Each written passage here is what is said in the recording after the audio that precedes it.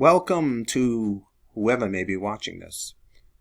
This is a tutorial to show you how to enter text two different ways that text can be entered into a Google Doc. It just depends on how it was set up by the teacher. So this is the streaming page for Team Explorer. If I go to classwork, I am going to use my assignments to show you this. Influence of Geography on Ancient Greece History. This happens to be a graphic organizer. I set this up as a graphic organizer, so if I open it, I know I'm in Google Docs by this icon up here in the corner.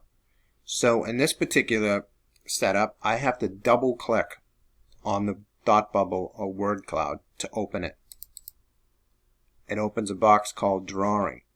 Now, in order to enter text, I have to highlight the box and then just type. And that's it. I have to save and close, and there is my text.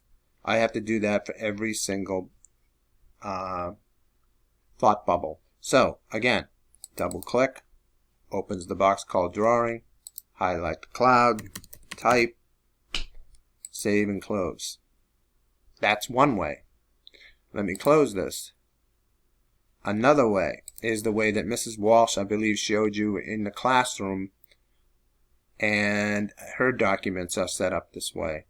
So I'm going to open up this document here, Ancient Greece Governments. Now Mrs. Walsh has been so kind to show me how to do this, and I will admittedly say that it is much easier than the one I just showed you.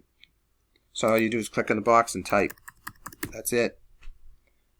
When you're done, either way, with the graphic organizer or this one, don't forget to turn in your document to the teacher. And I believe that's up here in the right hand corner.